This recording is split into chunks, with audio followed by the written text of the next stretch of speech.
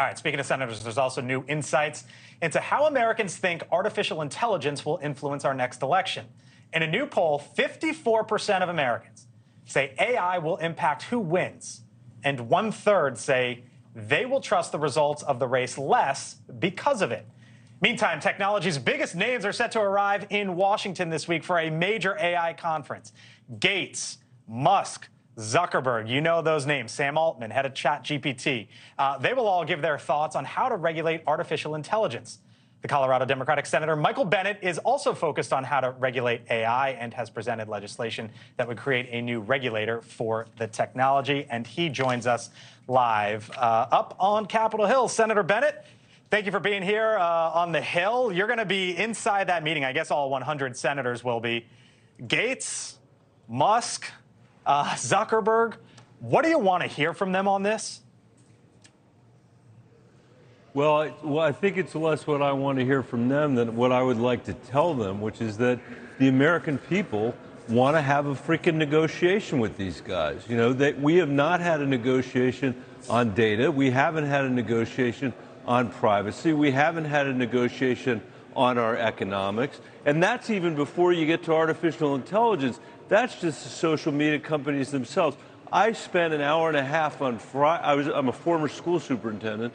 I spent an hour and a half on Friday with school psychologists in Denver. And I can tell you something, they couldn't even get to their patients because they were spending the hour and a half talking about how their kids have been so negatively affected by social media, even before artificial intelligence. But you say you want to negotiate.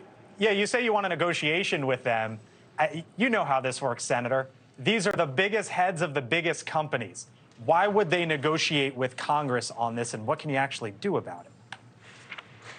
Well, I think anytime you've had industries that have been the biggest, most gigantic industries in our country, there's always been a reaction to that. You remember back in the progressive era when the massive trusts looked like they had completely strangled Congress, and ripped these marble pillars down, and Congress finally stood up on behalf of the American people.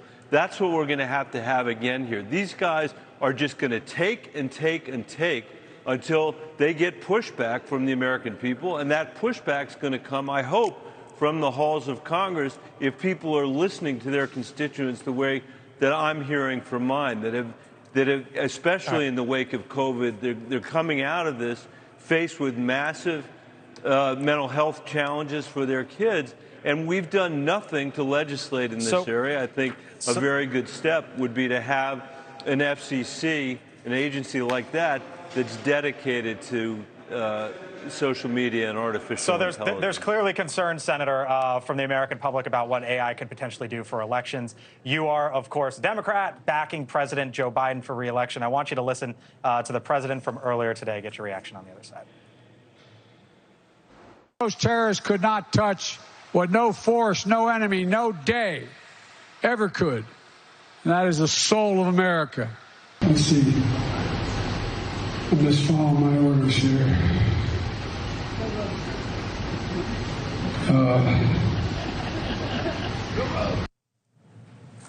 That was the president press conference in Vietnam, which has raised a lot of questions. When you look at the polling, Senator, 58% say they have an unfavorable impression of him. 45% say that the president cares about people like them. Less than 50. A third describe him as someone that they are proud to have of as president. Do you got a problem at the top of the ticket on the Democratic side? Well, I just ran for re-election myself in a state that is a purple state in this country, about a third Republican, a third Democratic, and a third independent. And I can tell you that in that state, people were very relieved to put the chaos of Donald Trump behind us.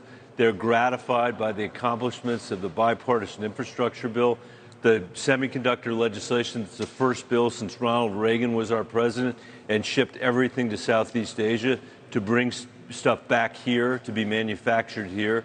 In Colorado, they were extremely But is that the argument that plays, Senator? Like, we hear it from the White House, but you see the polling also. Well, I see the last election when we should have been wiped out in a mid-year election, and we gained seats even in the Senate. I think it was partly a result of the accomplishments that I was just listing, and partly the result of the fact that the other party has had a 50-year crusade to overturn Roe versus Wade. And now the American people are saying that's not a road we want to go down. Obviously, the president is going to have to prosecute this campaign vigorously. He's going to have to campaign vigorously for this seat. And this country desperately needs to not have Donald Trump reelected. And so I think that's where we find ourselves. Senator Michael Bennet, state of Colorado. Thank you, sir. Hope you come on back. Appreciate the time. Thanks for watching. Go to newsnationnow.com to find NewsNation on your television provider. And don't forget to subscribe. Click the red button to get more of NewsNation's fact-driven, unbiased coverage.